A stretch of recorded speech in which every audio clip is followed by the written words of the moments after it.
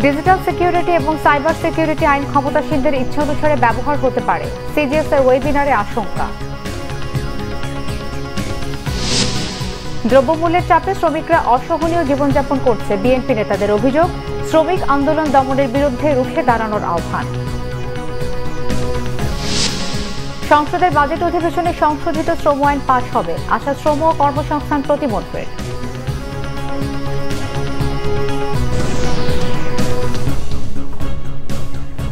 দেখছিলেন বিআরবি কেবল সংবাদ শিরোনাম, এবারে বিস্তারিত।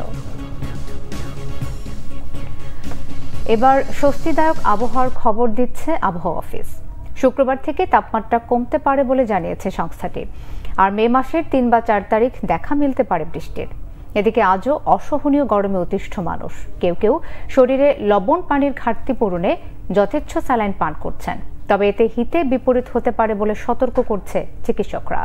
উজ্জ্বল দাসের ক্যামেরায় রিপোর্ট করছেন মামুন আব্দুল্লাহ। পিচ ঢালা রাস্তার এই উত্তপ্ত চিত্রই বলে দিচ্ছে তাপমাত্রার তীব্রতা। এরই মধ্যে তাপমাত্রার রেকর্ড ভেঙেছে বেশ কয়েকটি। টানা 1 মাসের তাপদাহ রেকর্ড স্পর্শ করেছে ৭৬ বছরের। দেশে সর্বোচ্চ তাপমাত্রা ছাড়িয়েছে ৪৩ ডিগ্রির ঘর। এ অবস্থায় জনজীবন অতিষ্ঠ, মানুষের কষ্টের শেষ নেই। খুব কষ্ট হয় ভাইয়া, জাহান বারহার মতো। না বাইরে কি করব, কাজ না করলে চলে। উপরের তাপমাত্রা নিচের তাপমাত্রা দুটো অ্যাডজাস্ট হইতেছে। হ্যাঁ, এই যে অনেক যে বৈশা জিরাইতেছি ১-১.৫ ঘন্টা হইলো, তাও শরীর কোনো ছাড়তেছে না, গরম ছাড়তেছে না। তাপপ্রবাহের তীব্রতার মাঝেই কিছুটা স্বস্তির খবর দিচ্ছেন আবহাওয়া অফিস। বলছেন ৩-৪ দিনের মধ্যেই নামতে পারে বৃষ্টি। ২ তারিখ থেকে যেহেতু আমাদের পূর্বাংশে বিশেষ করে সিলেট এবং চট্টগ্রামে বৃষ্টির পরিমাণ কিছুটা বাড়তে পারে এবং সেটার প্রভাব ঢাকা এবং বরিশাল ডিভিশনে হতে পারে, এবং সেই ক্ষেত্রে তাপমাত্রা হয়তো বা কিছুটা কমে আসতে পারে ঢাকা সহ বরিশাল সহ সিলেট এবং চট্টগ্রাম ডিভিশনে। তবে হিটওয়েভ পুরোপুরি হয়তো বা শেষ হবে না। তবে ৩-৪ তারিখের দিকে আমাদের যত সময় গড়াবে, ২ তারিখের পরে আমাদের বৃষ্টিপাতের প্রবণতা ততটা বৃদ্ধি পেতে পারে। এদিকে তীব্র এই গরমে নাজেহাল সাধারণ মানুষ। ভিড় বেড়েছে হাসপাতালে, বেড়েছে ডায়রিয়া, পেট ব্যথা, মাথা ব্যথা সহ হিট স্ট্রোকে আক্রান্ত রোগীর সংখ্যা। এ অবস্থায় সঠিক নিয়মে পানি পানের পরামর্শ দিচ্ছেন চিকিৎসকরা। স্যালাইন সে 2-3টা পাওয়ার কারণে মনে করছে যে একটা স্যালাইনের বদলে যদি আমি 2-3টা স্যালাইন একটা বোতলে গুলিয়ে খেতে পারি, তো তাদের এনার্জিটা আরও বেশি বুস্ট হবে, সে আরও বেশি এনার্জাইজড হবে। কিন্তু তাতে যেটা হচ্ছে যে আপনার রক্তে কিন্তু সোডিয়ামের পরিমাণ অনেক বেশি বেড়ে যাচ্ছে। সোডিয়ামটা ঘনত্ব বেড়ে যাওয়ার কারণে অনেক ধরনের কমপ্লিকেশন নিয়ে হসপিটালে আসছে, এমনকি দেখা যাচ্ছে যে রোগীর মৃত্যু পর্যন্ত এটার জন্য হয়ে যাচ্ছে। তীব্র তাপপ্রবাহের হিট অ্যালার্টের মেয়াদ বুধবার শেষ হলে আবহাওয়া অফিস থেকে আসতে পারে নতুন ঘোষণা। মামুন আব্দুল্লাহ, বাংলাভিশন, ঢাকা। ঢাকা উত্তরের তুলনায় দক্ষিণ সিটিতে গাছ বেশি, তবে গাছ কাটার বিরূপ প্রভাবে দক্ষিণ সিটির ধানমন্ডি ৭ মসজিদ রোড এলাকায় গত ৭ বছরে তাপমাত্রা বেড়েছে ২ থেকে ৩ ডিগ্রি। ঢাকায় সবুজায়নের শতাংশ হিসাবও এলোমেলো। এদিকে নগর পরিকল্পনাবিদ ও স্থপতিদের পরামর্শ উন্নয়নের নামে গাছ কাটার কথা স্বীকার করেছে ঢাকা দক্ষিণ সিটি কর্পোরেশন। নিজেরা পরিবেশ ধ্বংসে ভূমিকা রাখছেন, এমনটাই বলছেন পরিবেশবিদরাই। বিস্তারিত ফরুক বাবু রিপোর্টে। গত 2 যুগে ক্রমেই সবুজায়ন হারিয়েছে বিশ্বের ৬ষ্ঠ জনসংখ্যাবহুল রাজধানী ঢাকা। নগরীর সবুজায়ন ফেরাতে পরিবেশবিদ, নগরবিদ শীততাপ নিয়ন্ত্রিত কক্ষে নানা পরিকল্পনা করলেও সাফল্য নেই, যে কারণে মাত্র ৩০ বছরে ঢাকার সবুজায়ন 2% তলানিতে ঠেকেছে। আন্তর্জাতিক বিজ্ঞান সাময়িকী এনভায়রনমেন্টাল চ্যালেঞ্জেসের গবেষণায় ১৯৮৯ সালেও ঢাকায় সবুজায়ন ছিল 17%। ৩০ বছর পরে ২০২০ সালে তা নামে 2%। বাংলাদেশ ইনস্টিটিউট অব প্ল্যানার্স এর গবেষণায় ১৯৯৫ থেকে ২০২৩ সালে ঢাকার সবুজায়ন ২৬% থেকে প্রায় 22% নেমেছে। বাংলাদেশ পরিবেশ বাঁচাও আন্দোলন বাপা, বন বিভাগ সহ দেশি বিদেশি কয়েকটি সংস্থার প্রতিবেদনেও উঠে এসেছে ঢাকার সবুজায়নের করুণ চিত্র। সবুজায়ন কমার পেছনে অপরিকল্পিত উন্নয়ন আর গাছ কাটাকে দায়ী করা হয়। পরিবেশবিদদের তথ্য মতে ঢাকা উত্তরের তুলনায় দক্ষিণ সিটিতে গাছ বেশি থাকায় সেখানে তাপমাত্রা উত্তর সিটির তুলনায় 1 থেকে 2 ডিগ্রি কম। তবে গাছ কাটার পেছনে নগর পরিকল্পনাবিদ ও স্থপতিদের দিকে দোষারোপের তীর ঢাকা দক্ষিণ সিটি কর্পোরেশনের। আমরা আমাদের বিশেষজ্ঞ বলেন কিংবা নগর পরিকল্পনাবিদ বলেন কিংবা স্থপতি বলেন, তাদের কিন্তু পরামর্শ সেখানে শিরোধার্য। কিন্তু ঢাকা উত্তর সিটি কর্পোরেশনের মেয়র আতিকুল ইসলাম 2023 সালে 2 লাখ গাছ লাগানোর ঘোষণা দিলেও বাস্তবায়ন হয়নি। তাপদাহ বাড়ার পর এখন গাছ রক্ষায় তার উদাসীনতা। আমাদের আগামী ভবিষ্যৎ প্রজন্মকে একটি সুন্দর দেশ, একটি সুন্দর শহর দেওয়ার জন্য গাছ লাগানো, প্রকৃতিকে যেন আমরা ধ্বংস না করি।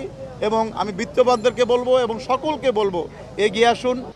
পরিবেশ রক্ষার আন্দোলনের মাধ্যমে পরিবেশকে আরো ধ্বংস করা হয়েছে বলে জানান পরিবেশবিদরা।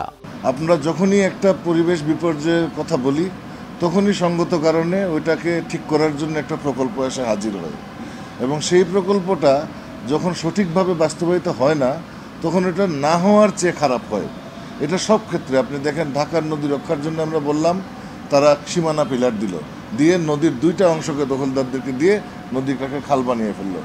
আমরা বলি যে ঢাকার খেলার মাঠ পার্ক রক্ষা করতে হবে, দেখা গেল পার্ক রক্ষা এবং মাঠ রক্ষার নামে রক্ষা করার প্রজেক্ট গ্রহণ করলো, কিন্তু মাঠের একটা অংশ রক্ষা করার নামে দিয়ে দিল কমার্শিয়াল এন্টিটিকে আগেই। তারপরে এখানে একটা প্রকল্প বাণিজ্য হলো। পরিবেশবিদরা জানান, বড় গাছ কাটার পরে নতুনভাবে গাছ লাগানো হলেও দ্রুত পরিবেশের ভারসাম্য ফেরে না। তবে তাপমাত্রা সহনীয় রাখতে গাছ লাগানোর বিকল্প নেই।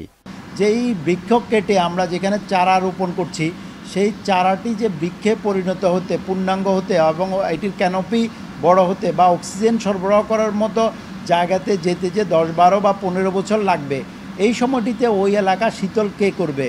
ওই সময় উন্নয়নের নামে গাছ না কেটে প্রয়োজনে তা তুলে অন্য জায়গায় রোপণের বৈজ্ঞানিক পদ্ধতি ব্যবহারের পরামর্শ এই পরিবেশবিদের।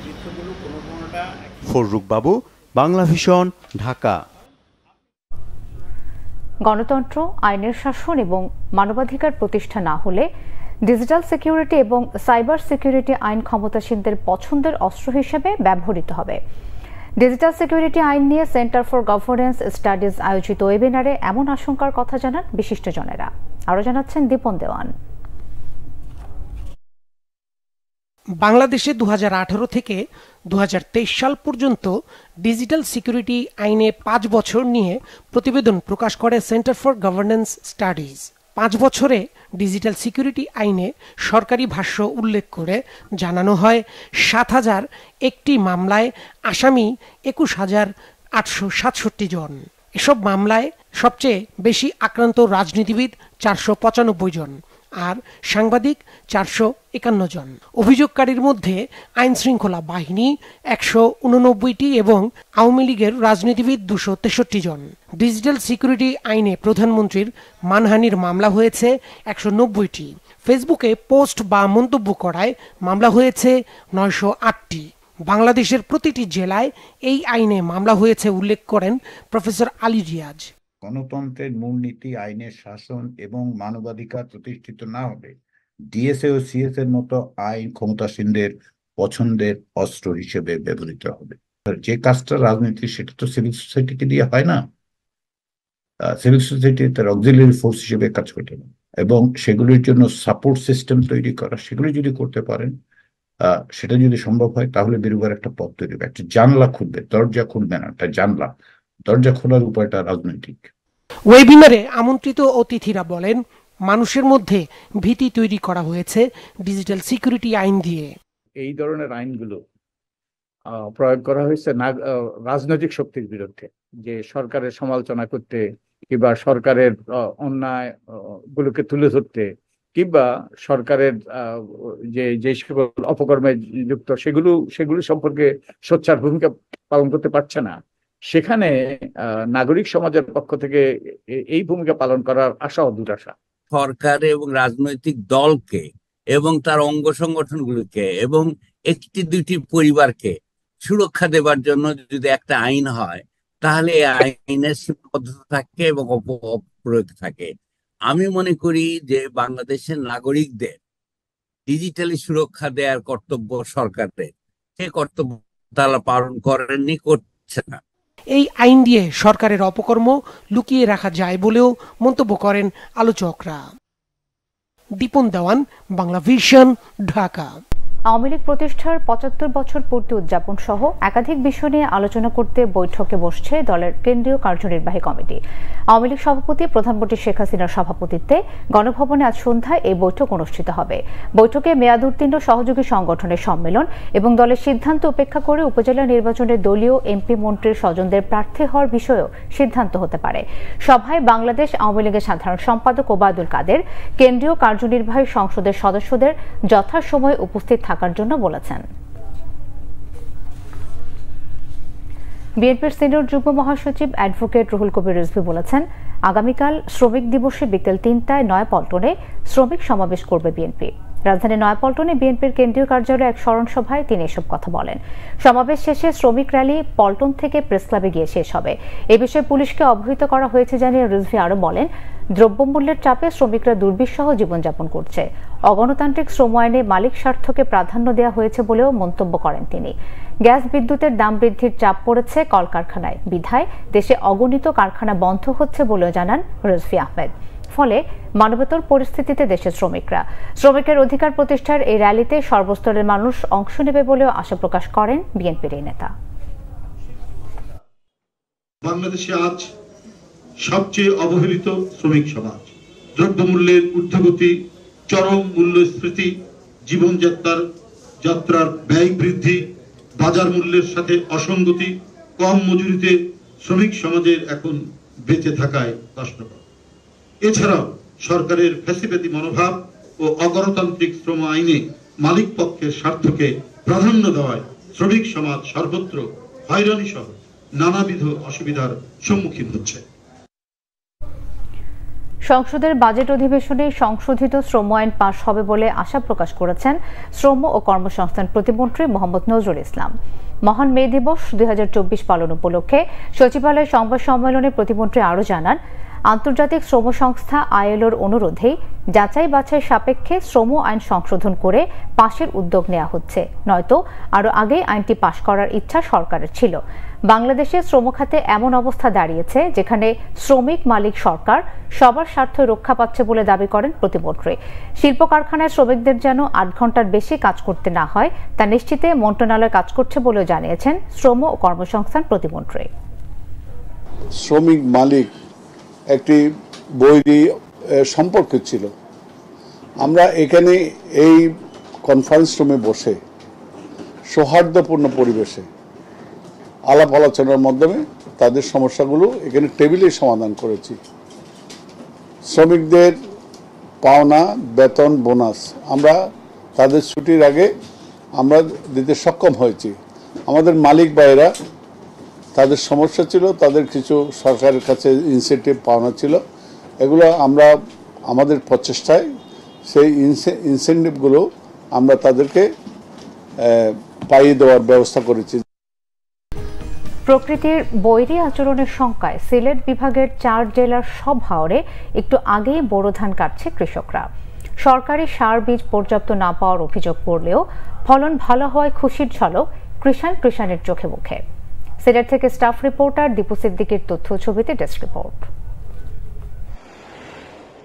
সিলেট, সুনামগঞ্জ, মৌলভীবাজার ও হবিগঞ্জে এবার ৪,৯৫,৬৯১ হেক্টর জমিতে বোরোর চাষ হয়েছে। এর মধ্যে হাওরে ২,৭৬,২২৫ হেক্টর, উৎপাদন হয়েছে লক্ষ্যমাত্রার চেয়ে বেশি। প্রতি বছর আগাম বন্যায় চরম ক্ষতির মুখে পড়ে হাওরের কৃষকরা, আর তাই প্রাকৃতিক দুর্যোগের শঙ্কায় এবার আগে থেকেই ধান কাটা শুরু করেছেন তারা। বিগত বছরের ক্ষতি পুষিয়ে নিতে কৃষকরা এবছর সর্বস্ব দিয়ে ফলিয়েছেন সোনালী ধান। বাড়তি যত্নের কারণে ফলনও হয়েছে ভালো, তবে প্রয়োজনীয় সার ও বীজ না পাওয়ায় কৃষি বিভাগের ওপর তারা ক্ষুব্ধ। এবার ফসল আল্লাহর রহমতে ভালো হয়েছে, কিন্তু আমরা তো এই যে সরকারি সার বরাদ্দ করে সরকারের সার দেয়, আমরা তো কিচ্ছু পাই না। এই যে এই কাজটা করছি ৬ ক্ষেত আমি করছি, একটা সারও আমি পাইছি। আমি ৩২০০ আর সার কিনে আনি আমি খেতে ফেলাই। এই পর্যন্ত সরকারি কোনো কর্মকর্তা আমরা কাছে পরামর্শ লাগে আইছে না, কোনো কিছু দেয় নাই। আর যারা দেয় এরা ওই উপজেলার এরার আত্মীয় স্বজনটাই দেয়। যদিও কৃষি বিভাগের দাবি, বন্যায় ফসলি জমিতে পলির আস্তরণ পড়ায় এমনিতেই উর্বর সিলেট অঞ্চলের জমি, পাশাপাশি কৃষকদের মধ্যে বর্গা চাষি আনুপাতিক হারে বেশি, তাই উৎপাদন খরচ কমাতে কৃষকরা সারের ব্যবহার কম করেন। এমওপি, টিএসপি, পটাশ সেগুলো কিন্তু কৃষক পর্যায়ে ব্যবহারের এখনো ঘাটতি আছে। কৃষক পর্যায়ে সারের যে পরিমাণ মাত্রা, সেই মাত্রা এখনো তারা পুরোপুরি দেয় না। সেজন্য আমাদের বরাদ্দিত সার গোডাউনে এখনো পর্যাপ্ত পরিমাণ আছে এবং অবিকৃত অবস্থায় আছে। সিলেট বিভাগে সারে কোনো ঘাটতি নাই। সোনার ফসল ঘরে তুলতে পেরে খুশি হাওরের কৃষকরা। Bangla vision news desk. সংবাদ শেষ করব বিআরবি কেবল শিরোনামগুলো আরো একবার জানিয়ে। ডিজিটাল সিকিউরিটি এবং সাইবার সিকিউরিটি আইন ক্ষমতাসীনদের ইচ্ছা অনুসারে ব্যবহার হতে পারে, সিজিএস এর ওয়েবিনারে আশঙ্কা। দ্রব্যমূল্যের চাপে শ্রমিকরা অসহনীয় জীবনযাপন করছে, বিএনপি নেতাদের অভিযোগ। শ্রমিক আন্দোলন দমনের বিরুদ্ধে রুখে দাঁড়ানোর আহ্বান। সংসদের বাজেট অধিবেশনে সংশোধিত শ্রম আইন পাস হবে, আশা শ্রম কর্মসংস্থান প্রতিমন্ত্রীর।